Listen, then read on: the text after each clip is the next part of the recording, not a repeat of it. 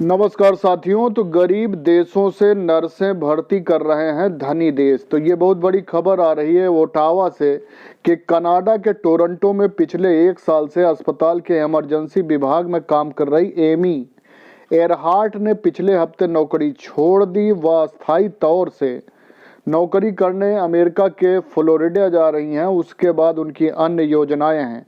Earhart बताती हैं कि हम हर वक्त बुरी तरह थके रहते हैं। मैं अपने सहकर्मियों को याद तो करूंगी, लेकिन काम के हालात बेहतर होते तो मैं रुक जाती। कोविड महामारी ने अमीर और गरीब सभी देशों में स्वास्थ्य कर्मियों की भयानक परीक्षा ली है।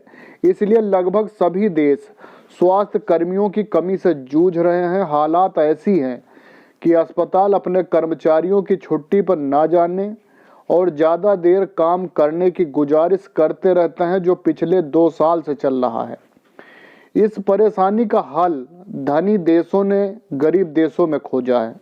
International council of nurses (ICN) ने कहा कि धनी देश बड़ी संख्या में गरीब देशों से नर्सों को भर्ती कर रहे हैं, जिसका असर गरीब देशों की स्वास्थ्य व्यवस्था पर पड़ रहा है, जहां स्वास्थ्यकर्मी पहले ही काम के बोझ से अति से जूझ रहे हैं। ओमिक्रॉन वेरिएंट के कारण संक्रमण के मामलों में उफान आने के बाद पूरी दुनिया स्वास्थ्य कर्मियों की कमी से जूझ रही है। जिनेवा स्थित इंटरनेशनल काउंसिल ऑफ नर्सेज 130 देशों के राष्ट्रीय संगठनों का प्रतिनिधित्व करता है, जिनमें 2.7 करोड़ से ज्यादा सदस्य हैं। संगठन के CEO हावर्ड कैप्टन ने कहा कि बीमारी, काम के बोझ और स्वास्थ्य कर्मियों के देश छोड़कर चले जाने के कारण ओमिक्रॉन के बढ़ते मामलों के बीच इतनी ज्यादा संख्या में नर्सें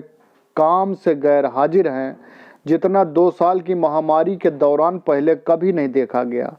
स्वास्थ्य कर्मियों की भारी कमी। धनी देशों में भी स्वास्थ्य कर्मियों की कमी देखी जा रही है, जिसे पूरा करने के लिए ये देश स्वयंसेवियों और सेवानिवृत्त कर्मियों का रुख कर रहे हैं। लेकिन कैटन कहते हैं कि बहुत से देशों ने अंतर्राष्ट्रीय भर्तियां भी तेज कर दी हैं, जिसके कारण असमानता बढ़ रही है। कैटन ने कोविड-19 के दौरान अंतर्राष्ट्रीय नर्सों की स्थिति पर एक रिपोर्ट तैयार की है। इस बारे में उन्होंने कहा, हमने यूके, जर्मनी, कनाडा और अमेरिका जैसे देशों में अंतर्राष्ट्रीय भर्तियों में उछाल देखा है। मुझे यह टाँकिया लगाने वाला हल लगता है। ऐसा ही हमने PPE किट और वैक्सीन के मामले में भी देखा है। जबकि अमीर देशों ने अपनी ताकत के बल पर खरीदने और जमा करने का काम किया है। अगर वे नर्सों के साथ भी वैसा ही करते हैं तो यह असमानता को बदतर बनाएगा।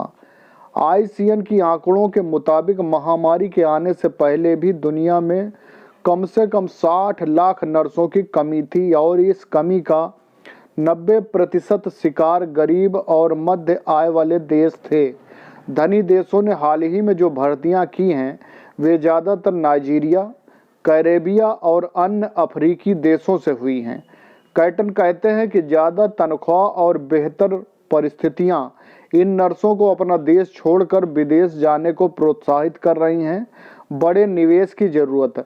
ICN की रिपोर्ट कहती है कि नर्सों को इमिग्रेशन में प्राथमिकता दी जा रही है, जिससे वह इस प्रक्रिया को और तेजी मिली है। कैटन कहते हैं कि कुल जमा बात यह है कि कुछ लोग इस पूरी प्रक्रिया को देखेंगे और कहेंगे कि अमीर देश नई नर्सों और स्वास्थ्य कर्मियों को शिक्षित और प्रशिक्षित करने का खर्च बचा रहे हैं।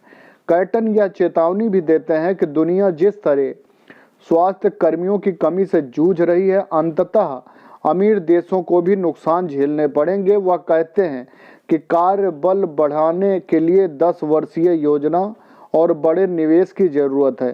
कैटन ने कहा, हमें अंतर्राष्ट्रीय स्तर पर एक संयोजित, सहयोगी और केंद्रित प्रयास की जरूरत है, ना कि सिर्फ तालियों और गर्मजोशी भरे शब्दों की। तो ये खबर है कि जो अमीर देश हैं वो गरीब देशों से नर्स भर्ती कर रही हैं, तो जिससे ये संकट पूरा अंतर्राष्ट्रीय बना जा रहा है। ऐसी ही खबरों के लिए आप हमारे चैनल पर बने रहें। बहुत बहुत धन्यवाद।